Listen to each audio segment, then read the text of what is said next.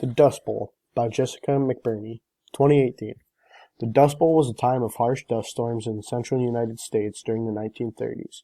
In this informational text, Jessica McBirney discusses the causes of the Dust Bowl and how Americans were impacted by this period of dust storms. As you read, take notes on what contributed to the Dust Bowl.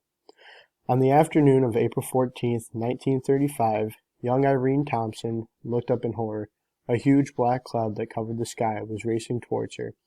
It wasn't a thunderstorm, and it wasn't smoke. It was dust. Before Irene could do anything, the flying dirt became so thick that she could not find any of the buildings on her own farm. She later remembered, they called it the Black Sunday, and some people actually thought the world was coming to an end. Another man recalled, it looked like a wall of dirt coming at us, 500 to 1,000 feet high. Black Sunday was one of the worst dust storms in American history, during a time known as the Dust Bowl. However, it was definitely not the only storm. For almost 10 straight years between 1930 and 1940, high winds and terrible dust storms destroyed most of the farms and towns in the Great Plains, a region of flat lands that runs through the central United States. What was the Dust Bowl? One-third of the Great Plains suffered from severe dust storms during the Dust Bowl. The storms covered 100 million acres across Oklahoma, Texas, New Mexico, Colorado, and Kansas. In the worst storms, the dust in the air became so thick that people could not see more than a few feet in front of them. They had to wear masks and cover their faces with handkerchiefs just to breathe outside. Natural and man-made causes. Several factors caused the Dust Bowl in the 1920s. The central U.S. had more rain than usual, and agriculture boomed. New immigrants moved to the Great Plains states, seeking their own successful farms. However, they did not practice environmentally friendly farming techniques. They made two big mistakes. First, in order to plant as much wheat as possible, they plowed over all the natural prairie grasses that keep the topsoil in place. Second, they planted crops too often. Instead of giving the soil a break every now and then, as long as the rain kept falling, neither of these mistakes caused problems. But in 1930, the rain stopped coming. The soil became dry, loose, and unable to support crops. This drought would have been bad enough for farmers, but then strong winds picked up across the Great Plains. Those winds picked up all the dry soil and sent it flying. People call these strong dust storms black blizzards, which could sometimes last for 1 or 2 days straight. Dusty refugees.